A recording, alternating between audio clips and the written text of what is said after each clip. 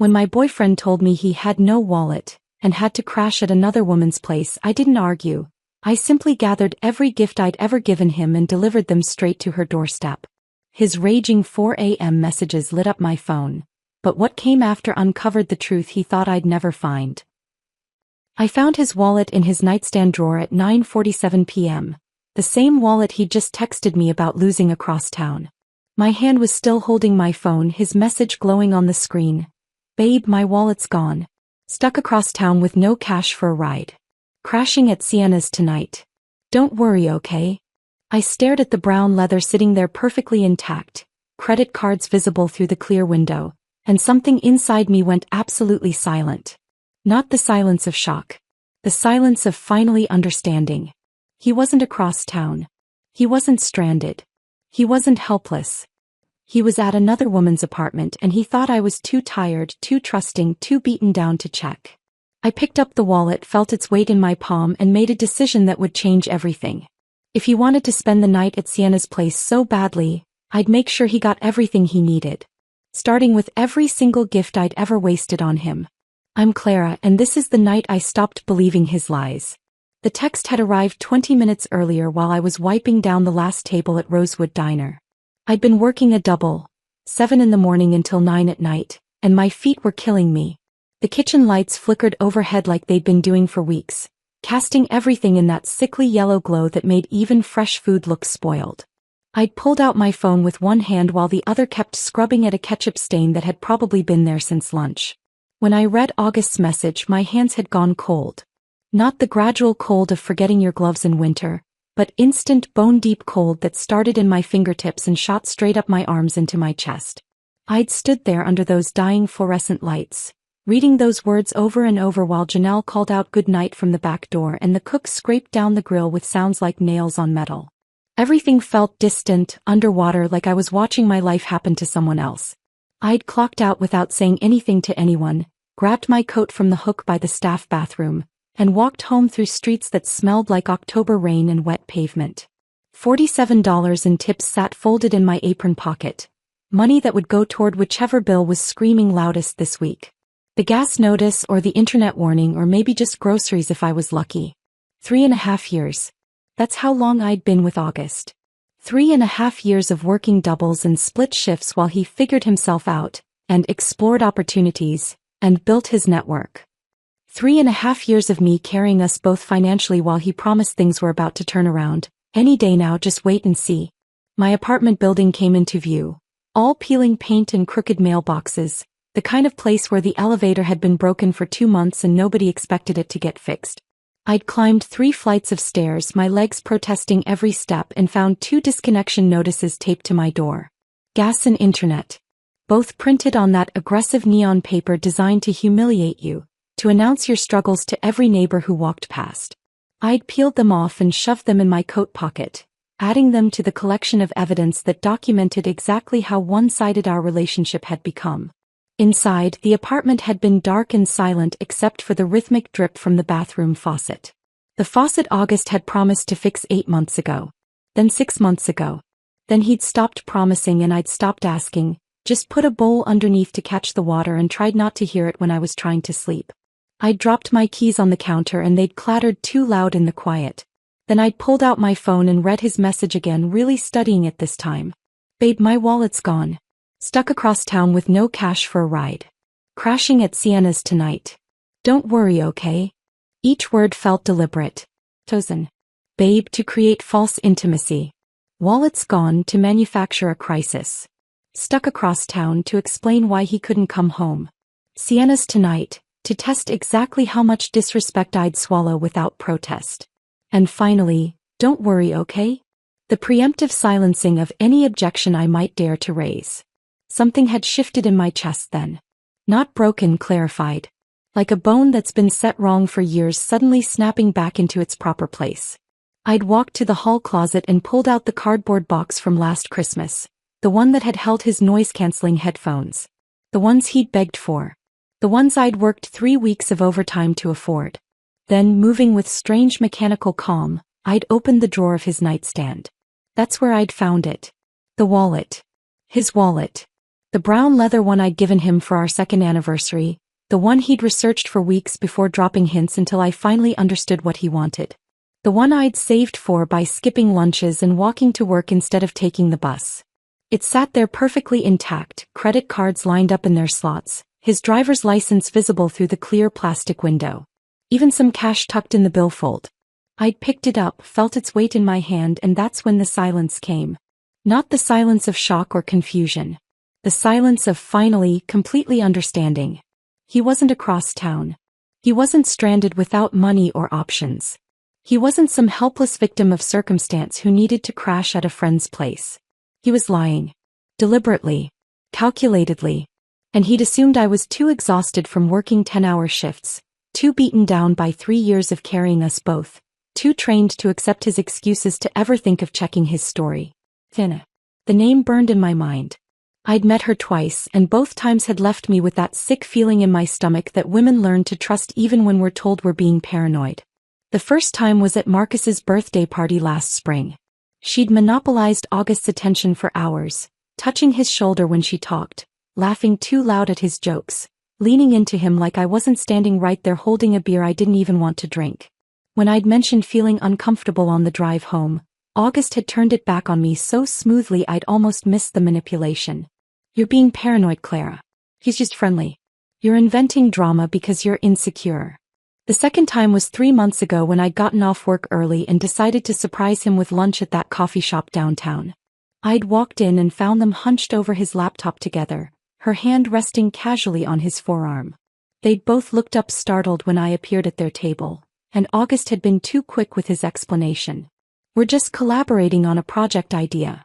The laptop had closed just a little too fast. Now here I was holding physical proof that he'd lied about the most basic verifiable fact. If he'd lie about something this simple, something I could check in 30 seconds, what else had he been lying about for months? For years. I set the wallet down on the kitchen counter and stared at it.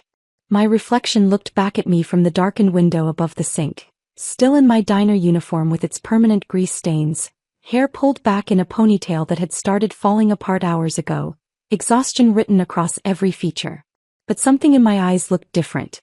Harder. Clearer. I pulled the cardboard box from the closet and set it on the kitchen table. Then I started gathering items, moving through the apartment with purpose. The smartwatch from his dresser, the one he desperately wanted last Christmas, claiming it would help him stay organized and hit his goals. It sat uncharged in its box, barely used after the first week. The Italian leather belt I'd bought him for his birthday. The cologne that had cost 3 full shifts worth of tips. The vintage denim jacket from that weekend trip to Portland that I'd paid for entirely while he promised to get me back later. The books. Got the books. Shoe Dog, The 4-Hour Workweek, Think and Grow Rich. All pristine, spines uncracked, bookmarks still on page 1. Every one of them purchased because he'd sworn he was really going to focus on personal development this time. Every item I added to the box was another memory of me trying to fill the space where his effort should have been. Another piece of evidence that I'd been playing both roles in this relationship. The partner who loved and the partner who provided, the dreamer and the realist, the person who gave and the person who never received. The box grew heavier as I packed, not from weight but from understanding. I found other things too. A receipt crumpled in the back of his drawer from Tavern and Tap, the upscale bar downtown. $147.63. Dated 3 weeks ago. The same night he told me he was helping Marcus move furniture and couldn't make our dinner reservation. The reservation I'd saved 2 months of tips to afford. I photographed the receipt with my phone before adding it to the box. When I was done, I sealed everything with packing tape. The sound was sharp and final in the quiet apartment. I grabbed a permanent marker and wrote across the top in bold capital letters. For August, since he's staying the night. Clara. I stood back and looked at what I'd created. This wasn't just a box of his belongings. This was 3.5 years of proof that I'd been loving someone who'd been using me. It was 11:52 p.m. I pulled out my phone and ordered a rideshare. I knew Sienna's address. August had mentioned it once with that telltale tone of envy, talking about her insane corner unit on the 15th floor, like he was already imagining himself living there. While I waited for the car, I sat on the couch holding my phone, looking at his message one more time. Don't worry, okay? But I wasn't worried. For the first time in 3 years, I wasn't worried or anxious or trying to convince myself that things would get better if I just worked harder, gave more, loved deeper. I was done worrying. I was done believing. And I was about to make sure August understood exactly what he'd lost. The rideshare notification lit up my screen. 5 minutes away. I stood in the middle of my apartment holding that box with August's name written across the top. And suddenly 5 minutes felt like too long and not long enough at the same time. My heart was racing, not from panic but from something else. Clarity mixed with adrenaline, the feeling you get when you're about to do something that can't be undone. I set the box down on the kitchen table and looked around the apartment with new eyes. There was more. So much more. I'd packed the obvious things. The wallet, the watch, the books. But now I was seeing evidence everywhere I looked. 3.5 years of me trying to fill the space where his effort should have been, scattered across every surface and shoved into every drawer. I walked back to the bedroom and opened his closet. The vintage denim jacket hung there, the one from that flea market in Portland during our romantic weekend getaway last year. I'd paid for the entire trip, the hotel, the gas, the meals, everything, while August promised he'd get me back when his freelance check cleared. He never did. I'd worked extra shifts for 2 months to afford that weekend, convincing myself that quality time together was an investment in our future. I pulled the jacket off its hanger. The fabric still smelled faintly of the vintage store, that musty combination of old cotton and someone else's memories. August had worn it exactly 3 times before deciding it wasn't really his style after all. Into the box it went. The smartwatch sat on his dresser, still in its charging dock but completely dead. He'd begged for it last Christmas, sent me links to articles about how it would revolutionize his productivity, help him build better habits, track his fitness goals. This is exactly what I need to finally get serious about my health, he'd said. I'd wrapped extra shifts during the holiday rush, dealt with the worst customers of the year, smiled through harassment and single-digit tips, all to afford that watch. He'd used it enthusiastically for about a week.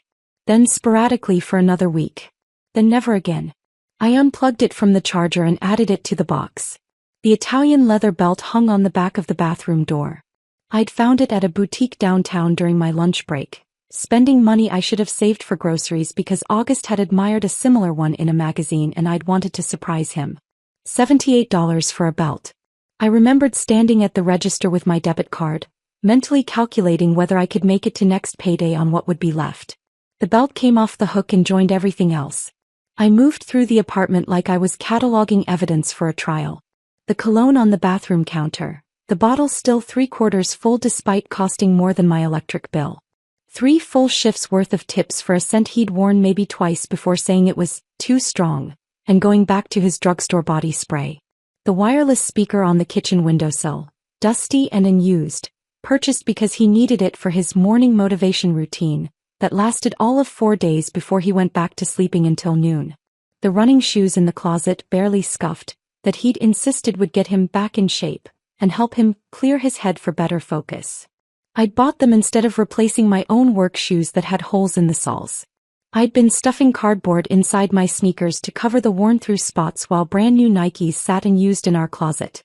Every item I added made the box heavier, but not from physical weight. From accumulated understanding. I opened the drawer of our coffee table, the cheap particle board one we'd gotten from someone's curb on trash day, and found the charging cables he'd needed urgently for his projects. The portable battery that would let him work on the go. The laptop stand that would improve his posture and productivity. All of it unused. All of it paid for with my money, my time, my exhausted body standing on aching feet for hours while strangers yelled about their eggs being too runny or their coffee not being hot enough. I found the gym bag in the hall closet, tag still attached. Another birthday gift. Another promise to really commit this time to the fitness routine that would change everything. The bag had never seen the inside of a gym. The coffee maker sat on the counter, the one he'd insisted would change his productivity game, because he'd read some article about successful people's morning routines. I'd bought it instead of replacing my winter coat that had a broken zipper. I'd spent that whole winter holding my coat closed with my hand because August needed a coffee maker for the motivation he never found. As I packed, I wasn't just gathering his belongings. I was excavating the person I used to be. The woman who believed that love meant endless giving, that partnership meant carrying someone else's weight until your back broke, that if you just sacrificed enough, gave enough, worked hard enough, he'd eventually meet you halfway. I'd been so wrong. My hand brushed against something crumpled in the back of his sock drawer as I was checking for anything else I'd bought him. Paper. I pulled it out and smoothed it under the lamp. A receipt from Tavern and Tap. My stomach dropped even though I was already kneeling. The date glared at me 3 weeks ago. The total, $147.63. I knew that date. I knew it because I'd spent 2 months saving tips to make a reservation at Giovanni's, the nice Italian place downtown where entrees started at $30. August's birthday dinner. I'd called 3 times to confirm the reservation, had requested the corner table by the window, had even asked them about their wine list so I could sound knowledgeable when we ordered. The night before, August had texted me that Marcus needed help moving furniture and it was the only night he could do it. I'm really sorry, babe. I know you were excited, but Marcus is kind of desperate here. Can we reschedule? I'd said yes because I was understanding. As I was supportive. Because good partners don't make their boyfriends choose between them and their friends. I'd eaten leftover soup from the diner that night, alone in this apartment, convincing myself that his friendship with Marcus was important, that I was being mature by not making a big deal about a missed reservation. Now I was holding evidence that he'd spent almost $150 at an upscale bar the same night he'd supposedly been hauling boxes and furniture. The same night I'd been eating 2-day-old soup and telling myself I was being reasonable. My hands shook as I pulled out my phone and photographed the receipt. Not from sadness, from rage. Rage at him for lying so casually. But also rage at myself for being so willing to believe, so eager to be understanding, so desperate to avoid being called dramatic or insecure or paranoid. This wasn't just evidence of his lies. This was evidence of my complicity in my own diminishment. Every time I'd swallowed my doubt, every time I'd talked myself out of trusting my instincts, every time I'd chosen to believe him over believing myself, I'd been participating in my own erasure. I added the receipt to the box, right on top where it would be visible. The book sat on the shelf by the TV, Shoe Dog, The 4-Hour Workweek, Think and Grow Rich. All purchased because August had gone through a phase of wanting to really focus on personal development and learn from successful people. All pristine. All unread. The bookmarks I'd carefully placed still marked page 1 in each of them. Into the box they went. I stood back and looked at what I'd assembled. The box was full now, overflowing with physical evidence of 3.5 years of emotional fraud. Every item was a monument to me trying to fix what was fundamentally broken, trying to fill the space where a partner should have been standing, trying to love someone into becoming the person they'd promised they'd be. I grabbed the packing tape from the kitchen junk drawer and sealed the box. The sound of the tape gun was sharp and final in the quiet apartment, like a judge's gavel coming down. With a black permanent marker, I wrote across the top in capital letters that took up the entire surface. For August, since he's staying the night. Clara. I stepped back and stared at those words. My mother's voice echoed in my head from 2 years ago when she'd visited for Thanksgiving. She'd sat at this same kitchen table in the morning, drinking instant coffee because our machine was broken, watching August sleep until noon while I got ready for my shift at the diner. Baby, she'd said quietly, her voice careful like she was approaching a wounded animal. Love isn't supposed to feel like you're the only one rowing the boat. I'd gotten defensive immediately. Listed all of August's good qualities. Explained how he just needed time and support to find his path. Told her she didn't understand how hard it was to build a life in this economy, that not everyone had the same opportunities, that I was choosing to be his partner through the difficult times so we could celebrate together when things got better. She hadn't argued. Just kissed my forehead and said, "I hope you're right, sweetheart." Now standing in my apartment holding a box full of broken promises and wasted money, her words felt less like gentle concern and more like prophecy. My phone buzzed. The rideshare was 2 minutes away. I grabbed my coat and picked up the box. It was heavy, not from weight but from everything it represented. 3.5 years of me shrinking myself to make room for someone who'd been taking up all the space and giving nothing back. As I headed for the door, I caught my reflection in the mirror by the entrance. Still in my diner uniform. Hair falling out of its ponytail. Exhaustion written across my face. But my eyes looked different. Harder. Clearer. I wasn't worried anymore. I wasn't anxious or trying to convince myself things would improve if I just tried harder. For the first time in 3 years I was doing something entirely for myself. And it felt like the first honest breath I'd taken in forever. The car pulled up 30 seconds after I walked outside.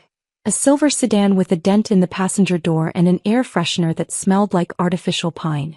The driver was a quiet man in his 40s with tired eyes and a Seahawks cap, the kind of person who'd probably been driving all night and would keep driving until dawn. He glanced at me in the rearview mirror as I slid into the back seat with the box, but he didn't ask questions. Just nodded when I gave him the address. Riverside Towers. You know it. Yeah, I know it. His voice was neutral, professional. He pulled away from the curb and the familiar streets of my neighborhood disappeared behind us. I settled the box on my lap, my arms wrapped around it like I was protecting something valuable instead of delivering evidence of my own foolishness. My reflection stared back at me from the window, jaw set, eyes dry, posture rigid. The streetlights swept across my face in rhythmic intervals, and each time the light hit, I looked less like the woman who'd walked out of Rosewood Diner 3 hours ago and more like someone I'd never met before. I barely recognized her. And that felt exactly right. The streets were mostly empty at this hour, just past midnight on a Tuesday. We passed a gas station where a man was filling up a truck, a convenience store with flickering neon signs, a bus stop where someone sat alone scrolling through their phone. Normal people living normal nights, completely unaware that my entire world had just reorganized itself into before and after. I knew Sienna's address because August had mentioned it exactly once, about 6 months ago. We'd been eating takeout Chinese on the couch. I'd paid like always, and he'd been scrolling through his phone when he suddenly said, "Sienna's place is insane. Corner unit on the 15th floor. Floor-to-ceiling windows. She's really got it made." The tone in his voice had caught my attention even then. Not admiration exactly. Longing. The way someone talks about a life they want for themselves, a life they think they deserve but can't quite reach. I'd felt something twist in my stomach but pushed it down. Told myself I was being insecure. Told myself he was just making conversation. Told myself all the things women tell themselves when they know something's wrong but aren't ready to face it yet. Now that memory felt like evidence I'd been collecting without realizing it. The driver caught my eye in the rearview mirror. "You okay back there?" "Yeah." My voice came out stronger than I expected. First time in a long time actually. He nodded like he understood something I hadn't said out loud, and we drove the rest of the way in comfortable silence. Riverside Towers materialized out of the darkness like something from a different city, a different life. All glass and steel and manufactured luxury, the kind of building that screamed, successful young professional, even though everyone inside was probably drowning in student loans and credit card debt just like the rest of us. The only difference was the facade. The lobby glowed warm and golden through floor-to-ceiling windows. I could see the doorman at his desk, a decorative fig tree in a concrete planter, abstract art on the walls that probably cost more than my car. "This is good," I said, and the driver pulled up to the main entrance. "You need help with that box?" "No. I've got it. Thanks." I paid through the app, added a generous tip because he'd given me silence when I needed it, and stepped out onto the pristine sidewalk. The door closed behind me with a soft click and the car pulled away, leaving me alone with my box and my resolve. The lobby doors were locked, but through the glass I could see the doorman, mid-20s, bored expression, scrolling through his phone. I knocked on the glass and he looked up, annoyed at being interrupted. He walked over and cracked the door open. "Can I help you?" "I'm delivering something to a friend. Sienna Brennan. 15G. He looked at me, diner uniform, messy ponytail, cardboard box with a name written in permanent marker, and I could see him deciding whether I was legitimate or some kind of problem he'd have to deal with. Whatever he saw in my face must have convinced him I wasn't worth the effort because he just shrugged and waved me in. "Elevators are on the right." "Thanks." The lobby was exactly as pretentious as I'd imagined. Marble floors that clicked under my worn sneakers. A chandelier that probably cost more than I made in a year. A seating area with leather chairs that no one ever sat in because this wasn't the kind of building where neighbors talked to each other. I walked to the elevators and pressed the up button. My reflection appeared in the polished steel doors, harsh and unflattering under the bright lights. The woman looking back at me had worked herself nearly to death for someone who couldn't even pretend to appreciate it. Dark circles under her eyes. Grease stains on her uniform that wouldn't come out no matter how many times she washed it. Hands that were dry and cracked from constant washing and sanitizer. But her jaw was set. Her eyes were clear. Her spine was straight. The elevator dinged and the doors slid open. The ride up felt like it took forever and no time at all. The elevator was all mirrors. Ceiling, walls, even the handrails were polished to a reflective shine. Everywhere I looked, I saw myself holding this box and I watched my reflection like I was watching a character in a movie. Someone brave. Someone done with being lied to. Someone who'd finally chosen herself. My heart pounded as the numbers climbed. Not from fear or sadness but from something else entirely. Anticipation. The satisfaction of finally taking action instead of just accepting whatever August decided to hand me. The elevator chimed softly as it reached the 15th floor, and the doors opened onto a hallway that smelled like expensive candles and fresh paint. The carpet was plush under my feet, the lighting soft and indirect.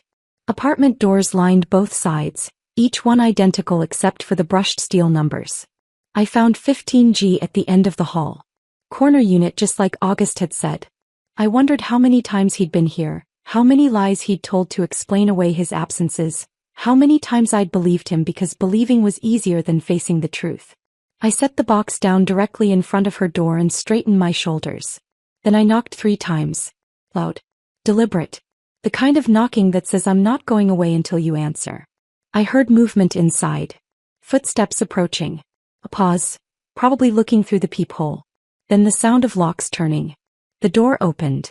Sienna stood there in yoga pants and an oversized cream-colored sweater that probably cost more than my weekly paycheck. Her hair fell in those perfectly imperfect waves around her shoulders, the kind that takes 20 minutes of careful work to look casual.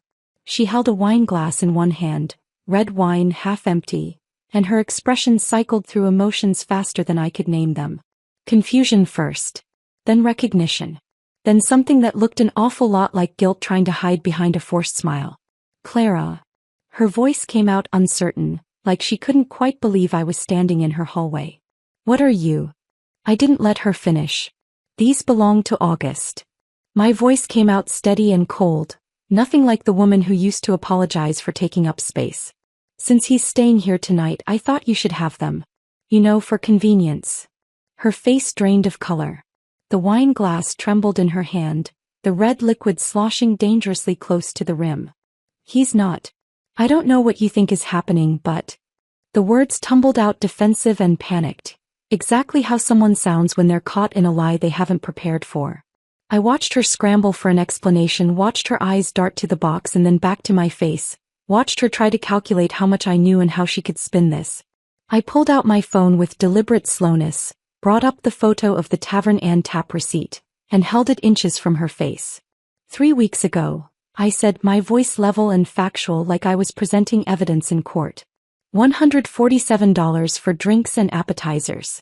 The same night he told me he was helping Marcus move furniture and couldn't make our dinner reservation, the one I'd saved 2 months of tips to afford. Sienna's eyes widened as she looked at the receipt. Her mouth opened but no sound came out. Funny thing, I continued. I called Marcus yesterday about something completely unrelated. He hasn't moved in 2 years. Owns the same apartment. Same furniture. Everything exactly where it's always been. I watched the realization wash over her face. The understanding that she'd been lied to just as thoroughly as I had. The calculation happening behind her eyes as she tried to figure out what else might not be true. I don't want explanations, I said, feeling a strange power in my own calmness. I don't want apologies or excuses or whatever story you've been told. I just want you to understand something very clearly. He's been lying to both of us. Maybe to others too. I don't know and I don't care anymore. But now he's your problem. Congratulations on your prize. I turned and walked back toward the elevator before she could respond, my spine straight and my head high. Behind me I heard her voice, wait, or maybe Clara please, but I didn't turn around. The elevator doors opened like they'd been waiting for me. I stepped inside and pressed the button for the lobby. As the doors slid shut, I caught one last glimpse of Sienna standing in her doorway, wine glass forgotten in her hand, staring at the box with August's name written across the top in permanent marker. The chapter closed with those elevator doors. Everything that had happened in that hallway, in that relationship, in those 3.5 years of carrying someone who'd never planned to walk beside me, all of it sealed away behind polished steel. And I didn't look back. The rideshare driver who picked me up from Riverside Towers was different from the first one. A woman in her 50s who asked if I was okay the second I got in the car. I must have looked like I'd just committed a crime or survived one. Maybe both. I'm fine, I said, and the strange thing was I meant it. Better than fine, actually. She nodded like she understood something I hadn't explained and didn't ask any more questions. We drove through empty streets back to my neighborhood, past closed storefronts and flickering streetlights, and I watched the city pass by the window feeling lighter than I had in years. When I got home, I stood in the doorway of my apartment for a long moment before stepping inside. The same space I'd left an hour ago, but everything felt different now. The air felt cleaner. The silence felt peaceful instead of oppressive. I locked the door behind me and leaned against it, closing my eyes, letting the weight of what I'd just done settle into my bones. I'd delivered a box full of broken promises to another woman's doorstep at midnight. I'd confronted her with evidence of August's lies. I'd walked away without apologies or explanations. And I felt absolutely, perfectly calm. I peeled off my diner uniform that still smelled like fryer grease and coffee, balled it up, and threw it in the hamper with more force than necessary. In my dresser, buried under winter sweaters I hadn't worn in years, I found an old college t-shirt from a music festival I'd gone to before I met August. Before I'd learned to make myself smaller to accommodate someone else's ego. I pulled it on and it felt like putting on a version of myself I'd forgotten existed. The shower was hot enough to turn my skin pink, and I stood under the water longer than I should have, watching the day circle the drain. When I finally got out, I made chamomile tea in the mug my mother had given me, the one with the chip on the rim that August always complained about but I refused to throw away. I carried it to the couch, wrapped myself in the blanket from the back of the sofa and sat down to wait. Because I knew what was coming. Part of me, the part that was tired and just wanted to sleep, considered turning off my phone. But a larger part, the part that had been silenced and dismissed and gaslit for 3 years, needed to see his reaction. Needed to watch him scramble and panic and reveal exactly who he was when he lost control of the narrative. The apartment was quiet except for the hum of the refrigerator and distant sirens somewhere outside my window. Normal city sounds. Comforting in their ordinariness. I sipped my tea and felt strangely peaceful, like I was watching a storm approach from behind thick glass. Dangerous and chaotic out there but completely unable to touch me in here. My phone sat on the coffee table, screen dark and silent. I stared at it like I was waiting for a bomb to detonate. At 4:02 a.m. it finally did. The screen lit up with a text notification, and even from where I sat I could see the all-caps aggression of it. What the hell is wrong with you? I picked up the phone, unlocked it, and watched as more messages poured in before I could even finish reading the first one. You showed up at Sienna's? Are you fucking insane? You embarrassed me. You embarrassed her. What kind of psycho does that? Answer your phone. Now. I set the phone back down and took another sip of tea, watching the screen light up again and again as more messages arrived. Each one more unhinged than the last. There was something darkly satisfying about it. Watching him lose control, watching the careful mask he'd worn for 3 years slip completely off to reveal the entitled, manipulative person underneath. My phone started ringing. August's name and photo. Him smiling at a barbecue last summer, looking charming and harmless, filled the screen. I let it ring until it went to voicemail. Immediately it started ringing again. I declined the call and watched another text appear. Pick up the phone. Then another. We need to talk about this like adults. Then another. You're acting crazy and you need to calm down. I opened my screenshots folder and started methodically documenting everything. Each text. Each missed call. The timestamps. His escalating rage captured in digital evidence that couldn't be denied or rewritten later. By 4:30 a.m. he'd sent 14 messages and called 6 times. I hadn't responded to any of it and I could feel his panic growing with each ignored attempt at contact. The tone of his messages started shifting, rage giving way to something more desperate. Clara, please. We need to talk. You can't just do this. I know you're upset but this is extreme. Just give me a chance to explain. I almost laughed at that last one. Explain what? How his wallet that he claimed to have lost was sitting in his nightstand drawer. How the receipt from Tavern and Tap proved he'd lied about helping Marcus. How he was spending the night at another woman's apartment while texting me not to worry. What explanation could possibly make any of that okay? My tea had gone cold. I got up to make another cup, and while the water heated, I stood at my kitchen window looking out at the city starting to wake up. Streetlights were beginning to look pale against the coming dawn. A garbage truck rumbled down the street. Someone's car alarm went off and then stopped. The ordinary world continuing on, completely unaware that mine had just reorganized itself into before and after. My phone buzzed again on the coffee table. I ignored it and poured hot water over a fresh tea bag, watching the color seep out and cloud the water. When I sat back down, there were 3 new messages. The tone had shifted again. This time to the strategy I'd seen August deploy dozens of times over the years when he was backed into a corner. Manipulation disguised as vulnerability. Lies wrapped in the language of apology. Look, I'm sorry. I wasn't even there. I lied about staying at Sienna's. I was actually at my brother's place. We had a fight and I panicked. I didn't want to burden you with more stress. Please, call me. We can fix this. I know I messed up, but we're stronger than this. I read it 3 times. Not because I believed a single word, I didn't.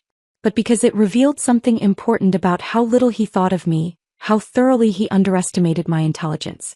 Even caught. Even exposed with physical evidence of his lies. He was still lying. Just with a different story now. A slightly more palatable version that he thought I might accept because accepting it would be easier than facing the full truth of his betrayal. He actually believed I was so desperate to stay with him, so worn down by 3 years of gaslighting and financial abuse, that I'd swallow this new lie just to avoid the pain of ending things. The arrogance of it lit something cold and final in my chest. I set my phone down and opened my laptop. My hands moved with purpose, like they knew what needed to happen before my conscious mind had fully formed the thought. I logged into our phone account, the family plan where I'd been paying both our bills for the past year because he was between opportunities and needed to stay connected for networking. The account I paid for. The account that had both our phones listed. The account that tracked location data. I navigated to the location history and pulled up the past 30 days. What I found made my blood run cold and hot at the same time, like my body couldn't decide whether to shut down or catch fire. Multiple visits to Sienna's address, yes. Late nights. Hours-long stays. That was bad enough. But there was another pattern that stood out even more clearly once I started looking. The Grandview Inn. A cheap hotel on the north side of town, the kind of place with hourly rates and a parking lot you pulled into from the back. It appeared in his location history again and again and again. Sometimes multiple times a week. I opened the calendar on my phone. The one where I tracked everything because August never remembered anything unless it benefited him. I started cross-referencing dates. Every single visit to that hotel coincided with a night he'd claimed to be working late on a freelance project, or helping a friend with something urgent, or meeting potential clients for drinks. October 15th, Grandview Inn, 9 p.m. to 1 a.m. He told me he was working on a website design project with a tight deadline. October 8th, Grandview Inn, 8 p.m. to midnight. He'd said he was helping his friend Trevor with car trouble. September 29th, Grandview Inn, 10 p.m. to 2 a.m. He'd claimed he was at a networking event for freelancers. The pattern went back weeks. Months probably if I scrolled further. This wasn't a mistake. This wasn't a moment of weakness or a one-time betrayal. This was systematic. Calculated. A double life maintained with careful precision and casual lies told to someone he assumed would never be smart enough or suspicious enough to check. My hands shook as I took screenshots of everything. The dates. The times. The locations. The GPS coordinates that spelled out his deception in data that couldn't be argued with or explained away. This wasn't just cheating. This was something darker. Something that revealed exactly how much contempt he had for me, how thoroughly he'd been playing me for a fool while I worked myself to exhaustion to support us both. The sun was starting to rise outside my window, painting the sky in shades of pink and gold. My phone buzzed again with another message from August, but I didn't look at it. I had everything I needed now. And I was done waiting for him to tell me the truth. I stared at the screenshots on my laptop screen until the sun came up fully, the pale morning light turning my apartment from gray to gold. The location data didn't change no matter how many times I looked at it. The pattern remained the same. The evidence of his systematic deception stayed exactly where it was, undeniable and damning. At 7:15 a.m. as the city woke up outside my window, car doors slamming, someone's dog barking, the coffee shop on the corner opening its metal gate, I opened a new text message. My hands were completely steady as I typed. I know about Sienna. I know about the Grandview Inn. I know about the $147 you spent at Tavern and Tap when you said you were helping Marcus. I know you're lying right now about being at your brother's. Your location history says you're still at Sienna's building. I know everything, August. You're free. So am I. I attached 3 screenshots. The location data showing his repeated visits to both Sienna's apartment and the hotel. The photo of the Tavern and Tap receipt. The pattern of lies mapped out in GPS coordinates and timestamps that couldn't be explained away or rewritten. Then I hit send. For about 30 seconds I sat there staring at my phone, waiting for the 3 dots that would show he was typing a response. Waiting for the next lie, the next manipulation, the next attempt to make me doubt what I could see with my own eyes. But I didn't wait long. Before he could respond, I blocked his number. The action felt final and satisfying, like closing a door that had been hanging open for years, letting in cold air and unwanted visitors. But I didn't stop there. I opened every app, every platform, every possible avenue of contact we'd ever used. Instagram, blocked. Facebook, blocked. Snapchat, blocked. Even Venmo, where he'd sent me payment requests he never intended to fulfill, blocked. With each one I felt lighter. Like I was deleting weight from my shoulders, erasing his access to me one platform at a time. By the time I was done, it was 7:45 a.m. I made coffee, real coffee, not the instant stuff I usually settled for, and called a locksmith. The first one couldn't come until tomorrow. The second one had an opening at 11. I'll take it, I said. By noon, a man named Eddie with a tool belt and kind eyes had changed both locks on my apartment door.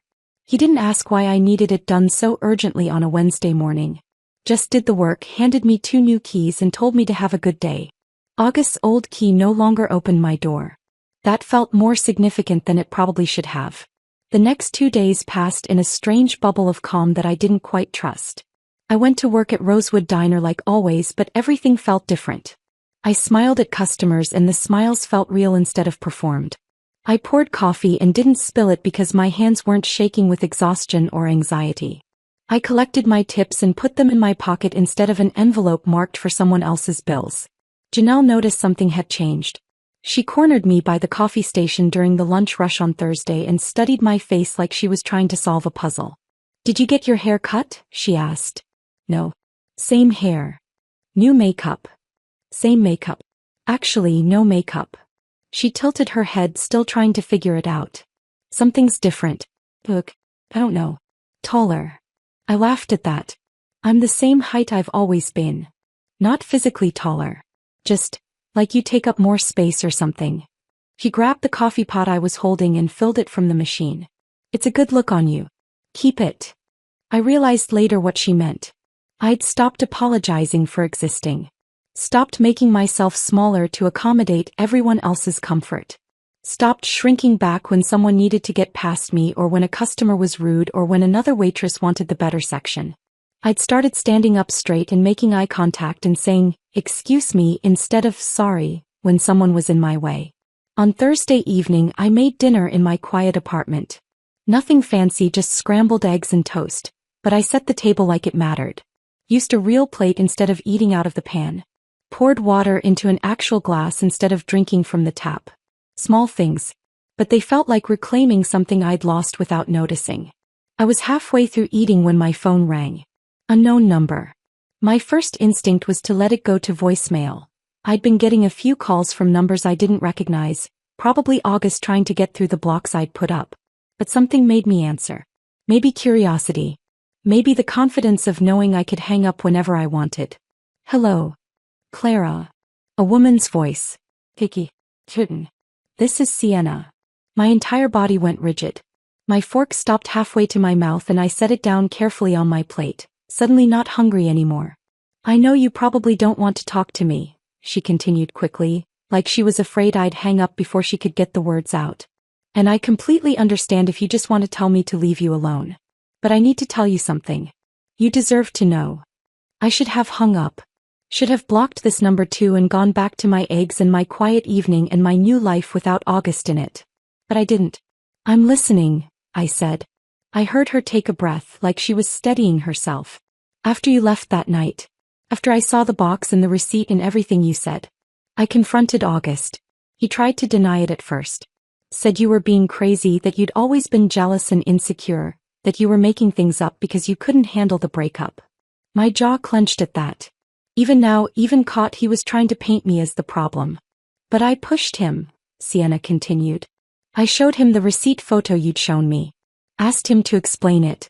And eventually he admitted things. Her voice cracked slightly. Clara, I had no idea you two were still together. He told me you'd broken up 6 months ago. He said you were just roommates trying to figure out the lease situation, that you were friends but it was over romantically. He talked about you like someone he cared about but had grown apart from. Not like someone he was actively lying to and living with. The room felt too small suddenly. Too warm.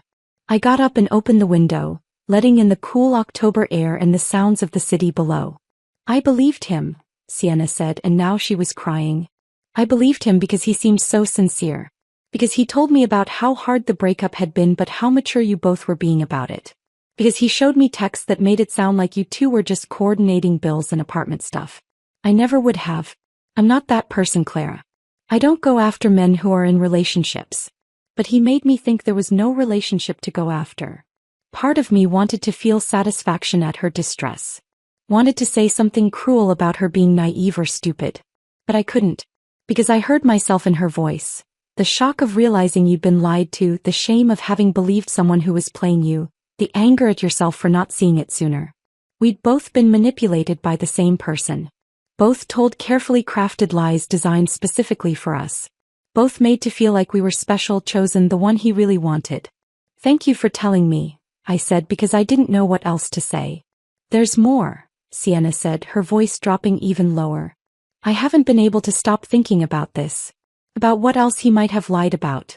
And I kept thinking about that hotel you mentioned, the Grandview Inn.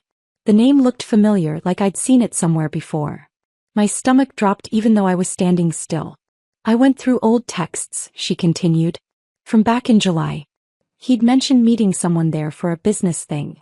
I remember thinking it was a weird place for a business meeting, but he said the person he was meeting preferred somewhere low-key.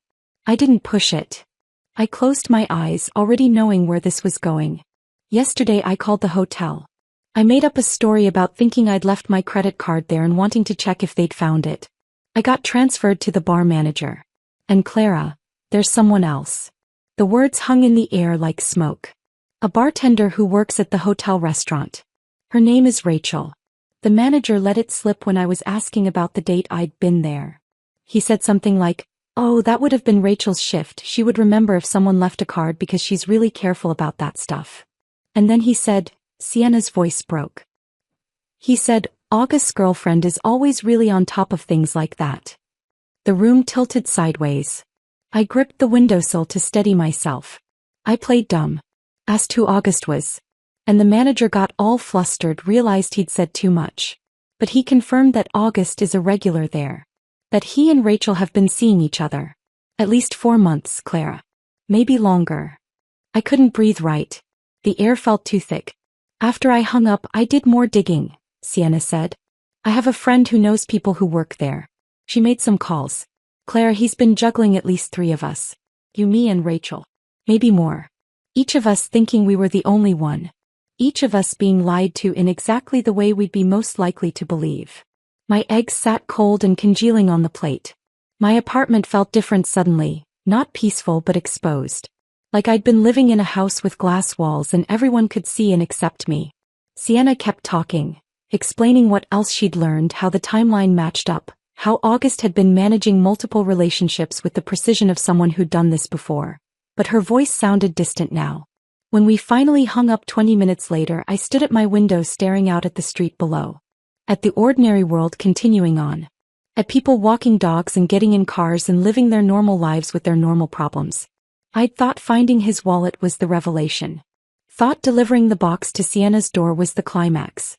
Thought blocking him and changing my locks was the ending. But this was something else entirely. This wasn't a boyfriend who'd made a mistake or had a moment of weakness.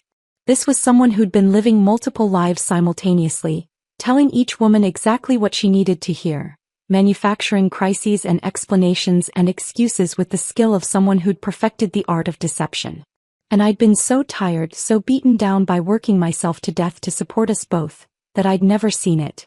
I stood there until the sun set and the street lights came on, trying to figure out who I'd been sharing my life with for 3.5 years. Trying to figure out if I'd ever really known him at all.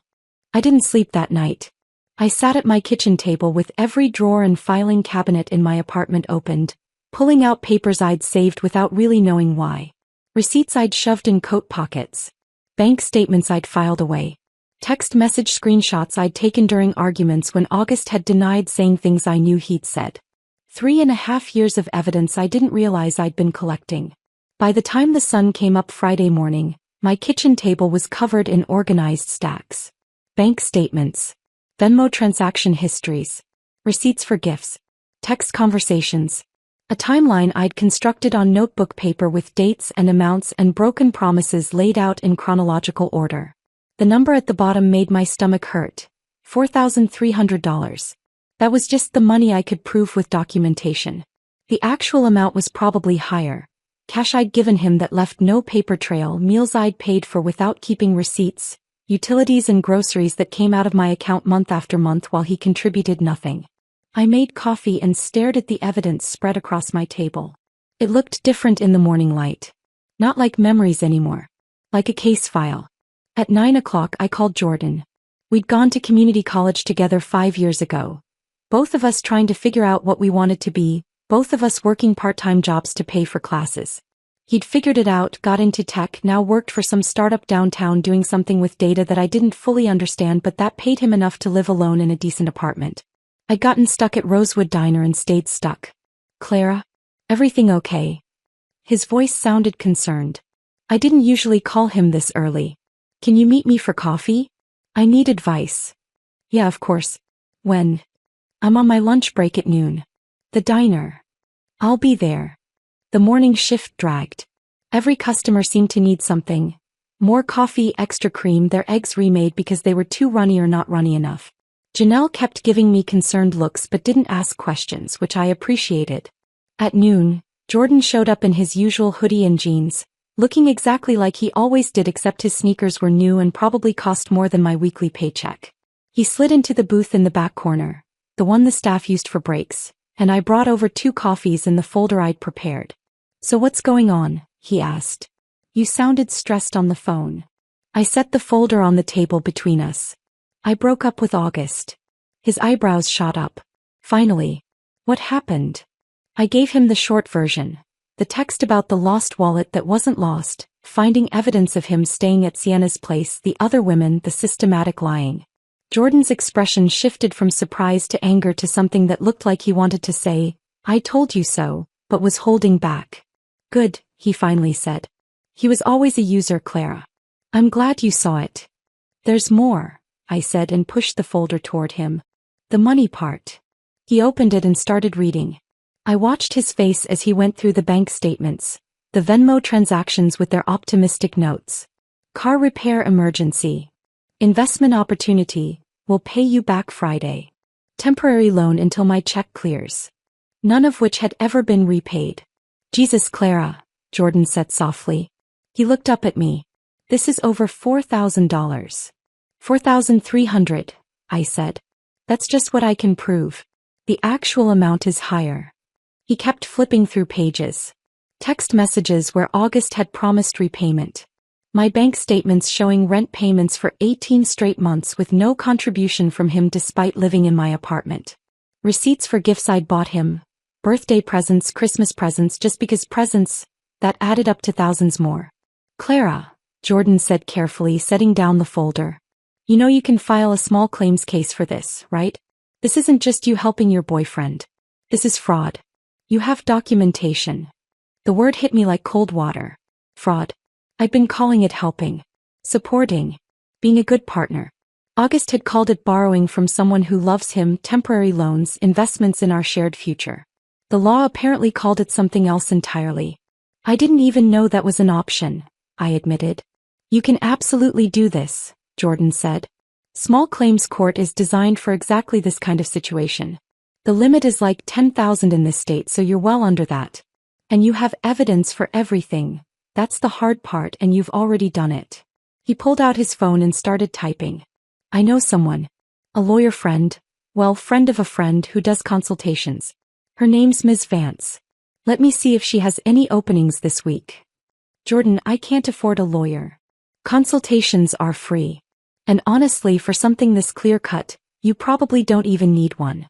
But she can help you file correctly. Make sure you don't miss anything. He looked up from his phone. You deserve to get this money back, Clara. He stole from you. That word felt too strong. But looking at the evidence spread between us, I couldn't argue with it. Jordan got me an appointment for Saturday morning. Ms. Vance's office was above a used bookstore downtown, up a narrow staircase that creaked with every step. The door at the top had frosted glass with her name painted in gold letters that were starting to peel. She answered on my second knock.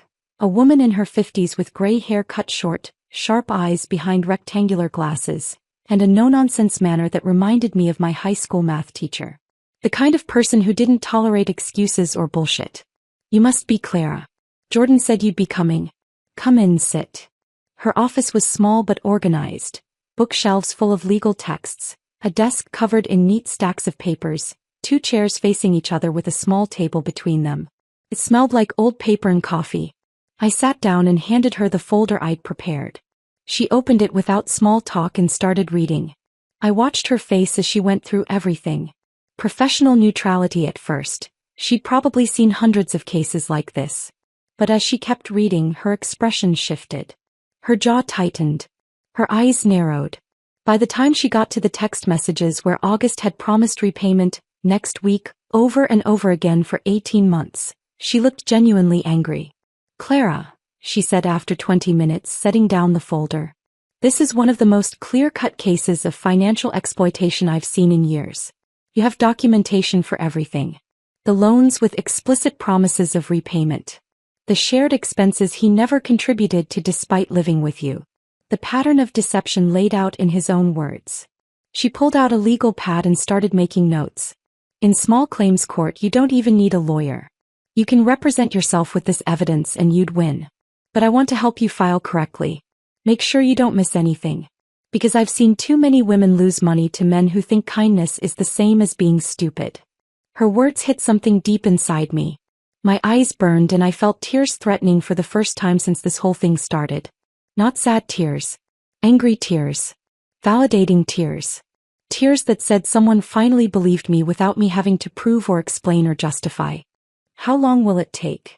Asked my voice rough. She smiled, not a happy smile but a determined one. We can file by the end of the week. Court date will probably be 4 to 6 weeks out. You'll need to serve him papers which we can arrange. And then you show up with this evidence and let him try to explain it away. What if he doesn't show up? Then you win by default. Either way, Clara, you're getting your money back. I left her office an hour later with a plan, a timeline, and the first real hope I'd felt since finding August's wallet in his drawer. Ms. Vance walked me to the door and squeezed my shoulder. You're doing the right thing, she said. Don't let anyone make you feel guilty about it. I walked down the creaky stairs and out onto the street, blinking in the afternoon sunlight. The bookstore below had its door propped open and classical music drifted out. A couple walked past holding hands. A kid rode by on a skateboard.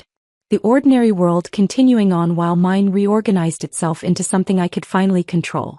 I was halfway home when I saw Mrs. Delgado at the base of our building's front steps, struggling with grocery bags.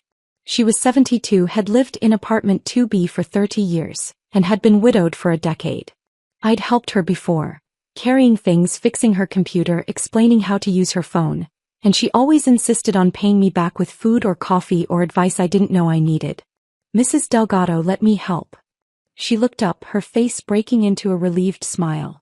Clara. Thank you, Mija. These bags get heavier every year. I carried them up 3 flights of stairs. She had the same bad elevator I did and she invited me in for coffee. Her apartment smelled like cinnamon and old books, and photos of her grandchildren covered every surface. The furniture was worn but cared for and everything had a place. She made coffee in a percolator that was probably older than me, and we sat at her small kitchen table. She asked about work, about my week, and I found myself telling her everything. Not the legal details, but the emotional truth. The lies. The betrayal. The other women. The money. The decision to fight back instead of just walk away quietly. She listened without interrupting, nodding in the right places, her weathered hands wrapped around her coffee mug. "You seem different lately, Mija," she said when I finished. "Lighter.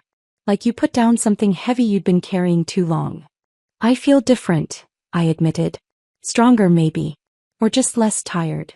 She reached across the table and took my hand. "My Roberto, he was a good man. We had 43 years together before the cancer took him. But before Roberto, I wasted 3 years on someone who made me small. Someone who took and called it love." I squeezed her hand, waiting. The day I left him, my mother said something I never forgot. She said, "Mija, sometimes the worst people teach us the most important thing, that we're stronger than we knew." Mrs. Delgado's eyes were bright with tears and wisdom. "You're learning that now. And one day you'll look back and realize that man didn't break you. He just showed you what you were capable of surviving." Her words settled into my chest like a blessing. Like permission to be angry and sad and strong all at the same time. I stayed for another hour, drinking coffee and listening to stories about her life. When I finally left, she hugged me at the door. "You're going to be okay, Clara. Better than okay." Walking back to my own apartment, I believed her. Ms. Vance filed the paperwork on a Friday afternoon, exactly 1 week after our meeting. She called me that evening while I was at work to confirm everything had gone through. "You're officially filed," she said over the phone. I could hear papers shuffling in the background. "Court date is November 14th. 9 in the morning. You'll need to be there 30 minutes early." November 14th. 6 weeks away. It felt like forever and not long enough at the same time. "What happens now?" I asked, stepping into the back alley behind the diner where the signal was better and no one could overhear. "Now we wait. The court will serve him papers within the next week. He'll have time to respond, get a lawyer if he wants one, prepare his defense. And then you show up with your evidence and let the judge decide." After we hung up, I stood in the alley for a few minutes, breathing in the cool October air mixed with the smell of fryer grease from the kitchen vents. 6 weeks of waiting. 6 weeks of knowing he knew I was coming for him. The thought should have made me anxious. Instead, it made me feel purposeful. The next 3 weeks passed in a strange new rhythm. I kept working at the diner, kept pouring coffee and taking orders and collecting tips. But something fundamental had shifted in how I moved through the world. When Janelle asked me to cover her Saturday shift, my only day off that week, I said no. Just no, without the apologetic explanation I usually attached to it. She looked surprised but didn't push. When a customer snapped his fingers at me for a refill, I walked past him to help the table I was already assisting, then circled back when I was ready. The old me would have jumped immediately, apologizing for not being faster. I started meal prepping on Sunday afternoons. Chicken and rice and vegetables portioned into containers for the week. No more gas station sandwiches eaten in my car between shifts. No more skipping meals to save money for August's emergencies. I slept with my windows open even though it made the apartment cold. The city sounds, cars passing, people talking, distant sirens, someone's music playing too loud, used to keep me awake. Now they felt like companionship. Proof that the world was continuing on and I was part of it. Small changes. But they added up to something bigger. I was learning to take up space in my own life again. August tried to reach me. Not directly, he couldn't, I'd blocked him everywhere, but through other people. Marcus called one evening while I was folding laundry. "Hey. Listen, August wanted me to reach out." "No," I said, cutting him off. "Just hear me out. He feels really bad about everything. He knows he messed up. He just wants a chance to explain, to apologize properly. Marcus will talk in court. With a judge present and documentation ready. That's the only conversation I'm interested in having." Silence on the other end. Then, I get it. For what it's worth, I think you're doing the right thing. He owes you that money." "He does," I agreed and hung up. November 14th arrived cold and bright. The kind of autumn morning where your breath comes out in clouds and the sun is sharp and unforgiving.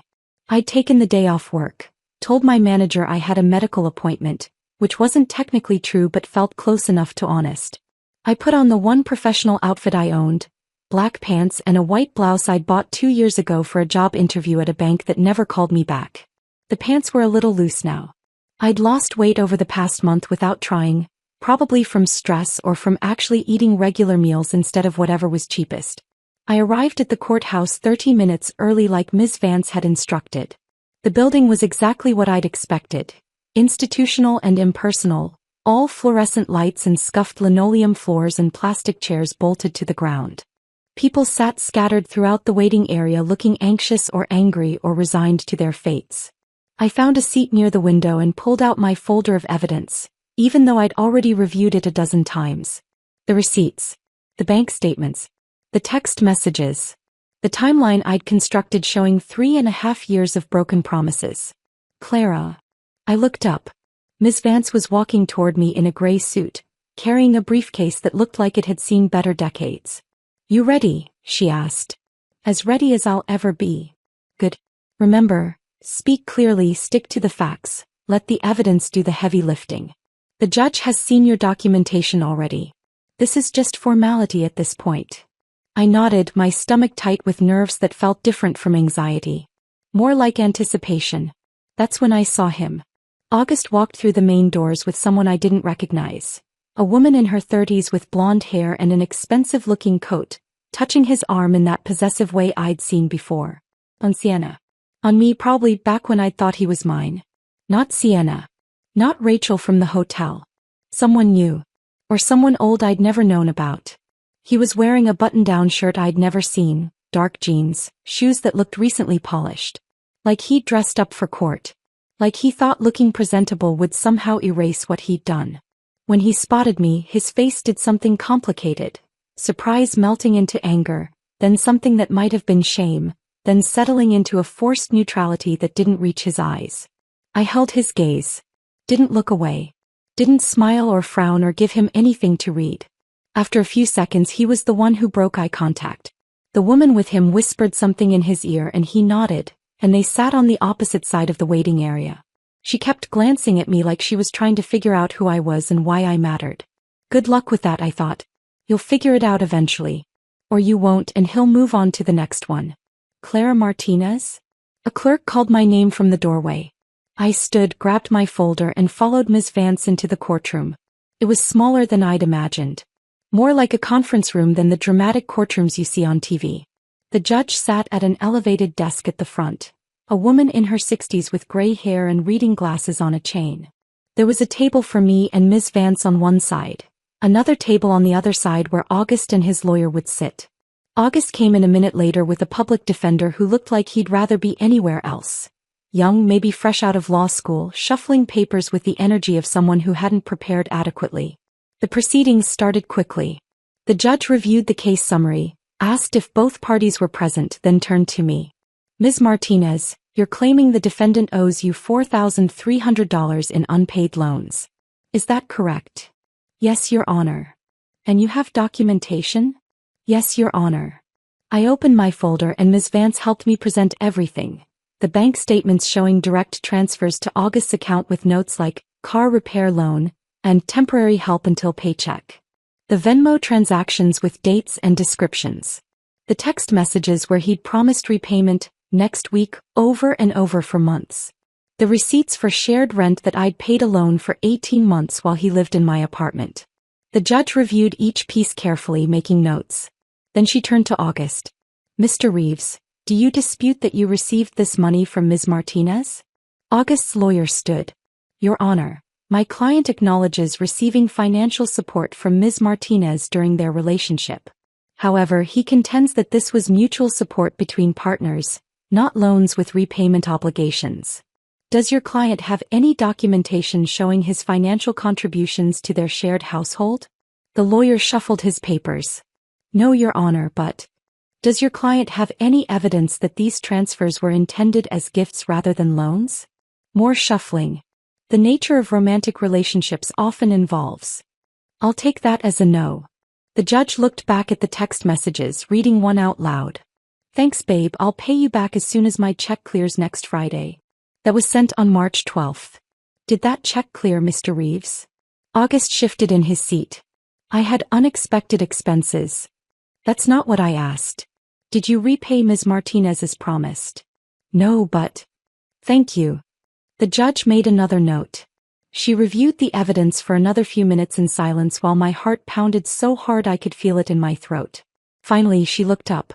The plaintiff has documented evidence of $4,300 in loans with explicit promises of repayment via text message. The defendant has provided no counter-evidence and no proof of contribution to shared household expenses he claims to have paid. This is straightforward breach of verbal contract with written documentation. She turned to August. Mr. Reeves, I'm ruling in favor of the plaintiff.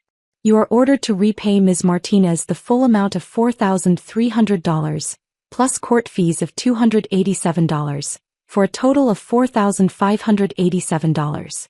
Payment plan options are available through the clerk's office. Do you understand? August's face had gone red. This is... Do you understand? The judge repeated, her voice sharp. Yes, he said through clenched teeth. Something cracked open in my chest. Not triumph exactly, something quieter but deeper.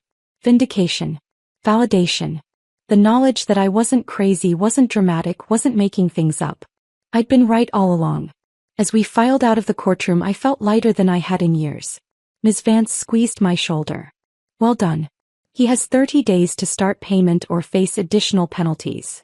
Thank you, I said. For everything. You did the hard part.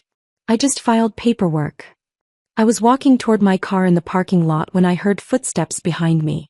Clara, wait. August's voice. I stopped, turned around. He'd left his new girlfriend at his car and jogged over to catch me. Up close he looked tired. Older somehow. I know you're angry, he said, slightly out of breath. I know I messed up. But did you really have to take this to court? Did you have to humiliate me like this? I stared at him. Really looked at him. And for the first time in 3 years I saw him clearly, not the potential I'd kept projecting onto him, not the man he'd promised he'd become, but exactly who he was. Someone who took and then resented you for noticing. I didn't humiliate you, August, I said, my voice steady and calm. I held you accountable. There's a difference. He opened his mouth to respond, but I was already turning away, already walking toward my car. Clara, he called after me. I didn't turn around. I got in my car, started the engine and drove home through afternoon traffic, feeling the weight of 3 years finally lifting off my shoulders. When I got back to my apartment, I stood in the doorway for a moment, just looking. The dripping faucet had been fixed. The bills were current. The couch was still secondhand and the apartment was still small, but it was mine. All mine. And that was enough. I stepped into my apartment and closed the door behind me, letting my back rest against it for a moment. The space looked exactly as I'd left it that morning. Small, modest, unchanged, but something felt fundamentally different. The dripping faucet was finally silent. I'd fixed it myself 2 weeks ago with a YouTube tutorial and a $20 part from the hardware store. The bills were stacked neatly on the counter, all current, all manageable. The couch was still secondhand with its ripped armrest, but it was mine. All mine. I set my purse down and walked to the window, looking out at the city below. People were getting off work, heading home, living their ordinary lives. The sun was starting to set, painting everything in shades of amber and gold. I felt something settle in my chest. Not happiness exactly, more like peace. The kind that comes from knowing you did the hard thing and survived it. 6 months passed like that. Quietly. Without drama or revelation or the kind of transformation you see in movies. I still worked at Rosewood Diner. Still poured coffee and took orders and dealt with customers who thought tipping was optional. Still came home with aching feet and grease stains that never quite washed out. Still struggled some months to make rent when the tips were bad or an unexpected expense came up. My apartment still had that one-bedroom light that flickered no matter how many bulbs I replaced. The elevator was still broken more often than it worked. The upstairs neighbors still fought about the same things at the same volume. But I was different. I started saying yes to things I'd always wanted to try. The community center 3 blocks away offered evening classes, and one Thursday I walked past and saw a flyer for pottery. Something about it pulled at me. The idea of making something with my hands that wasn't food someone would consume and forget, something that would last. August used to mock stuff like that. Called it hipster nonsense and a waste of money. Said I should focus on practical things like picking up extra shifts or learning skills that would help me get a better job. I signed up anyway. The class was small. 6 people, all women, all there for different reasons. The instructor was a retired teacher named Helen with clay permanently under her fingernails and a patience that felt infinite. She taught us to center the clay, to feel its resistance and work with it instead of against it. My first attempts were disasters. Lopsided bowls that collapsed. Mugs with handles that fell off. Vases that looked like they'd been made by a child. But Helen just smiled and said, "Try again. Clay is forgiving." By the 3rd class I made something that actually looked intentional. A small bowl, slightly uneven but functional. One evening Helen watched me work and said, "You throw like someone who's not afraid to mess up anymore." I looked up at her, hands covered in wet clay. "I've already survived the worst mess," I said. "This is nothing." She nodded like she understood something I hadn't said out loud.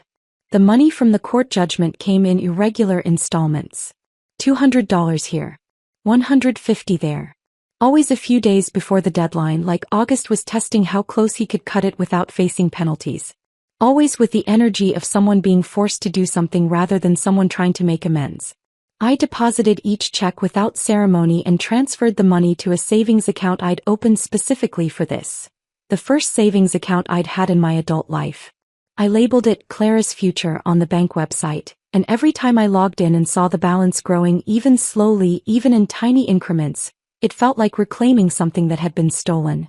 Through Marcus, who I'd stayed friends with despite everything, maybe because he'd apologized for not seeing what was happening sooner, I heard updates about August's life. His new girlfriend had left him after 2 months. He was working part-time at a sporting goods store.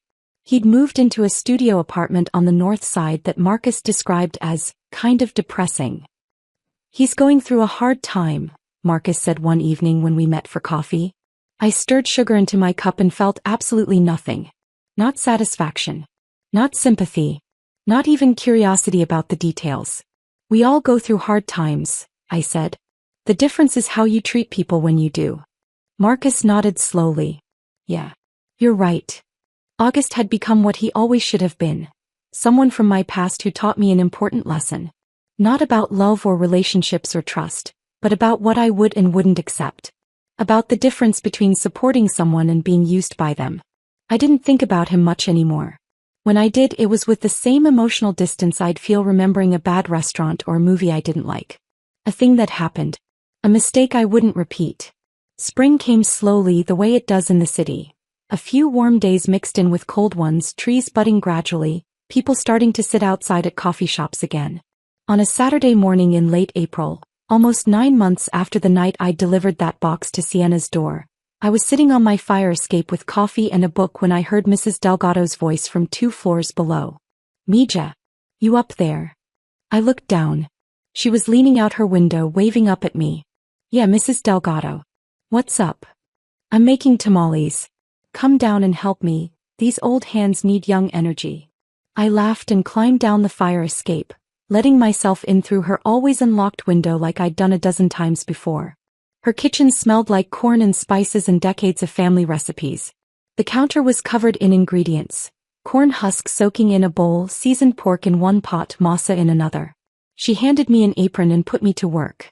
"You spread the masa like this," she demonstrated, her weathered hands moving with practiced efficiency. "Not too thick, not too thin. Then the filling. Then you fold like you're tucking in a baby." We worked side by side for hours, talking and laughing and listening to her old radio that only picked up Spanish stations. She told me stories about Roberto.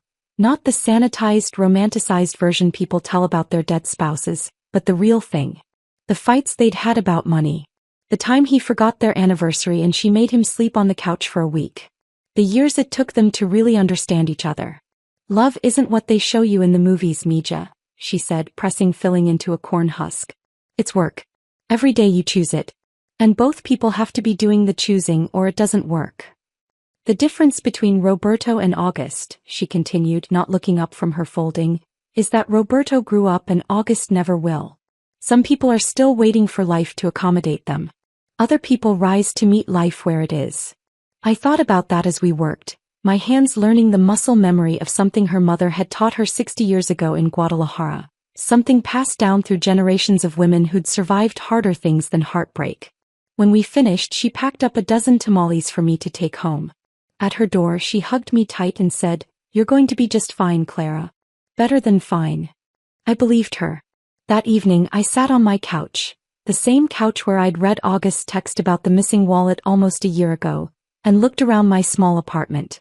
The flickering light, the used furniture, the modest life I'd built with my own hands and my own work. Nothing had transformed into something magical or cinematic. I wasn't suddenly wealthy or successful or living in a different place. My circumstances were almost identical to what they'd been a year ago. But I was different in ways that mattered more than circumstances.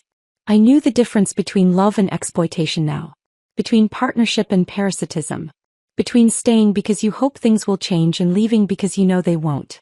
The box I'd left at Sienna's door wasn't revenge. Not really. It was a declaration of my own worth. A line drawn in permanent marker that said, "I will not disappear for your convenience." Everything that came after, the location data, the other women, the court case, the slow rebuilding of my life, those were just the aftershocks of that first seismic choice to value myself over someone else's comfort. I didn't know what came next. Maybe I'd meet someone who saw me as a partner rather than a resource. Maybe I'd stay single and content with my pottery classes and my friendship with Mrs. Delgado and my Thursday evenings at the community center. Maybe something I couldn't even imagine yet. But whatever came, I'd face it as someone who'd learned the hardest way possible that choosing yourself isn't selfish. It's survival. August lost a woman who would have given him everything. Who'd worked herself to exhaustion trying to be enough for someone who'd never planned to meet her halfway. I found the version of myself I'd been burying under the weight of his needs. The version who took up space without apologizing. Who said no without explaining. Who knew her worth and refused to settle for less. My phone buzzed with a text from Janelle. "Hey, we're going out for drinks after shift tomorrow. You coming?" A year ago I would have said no automatically. Saved the money, stayed home, kept myself small and careful and constantly prepared for August's next emergency. I typed back, "Yeah. I'll be there." Outside my window the city continued on. Car horns and distant music and people living their lives. Ordinary sounds that felt like companionship now instead of loneliness. I made myself tea, picked up the book I'd been reading and curled up on my second-hand couch. The apartment was quiet except for the hum of the refrigerator and the occasional creak of the building settling. But it wasn't empty anymore. It was full of me. My choices. My future. My life finally, mercifully, beautifully my own. And that was enough. More than enough. It was everything. If this story of justice and reclaiming yourself had you hooked, hit that like button right now. My favorite part was when Clara delivered that box straight to Sienna's door at midnight, knowing exactly what she was doing. What was your favorite moment? Drop it in the comments below. Don't miss more powerful stories like this. Subscribe and hit that notification bell so you never miss an upload.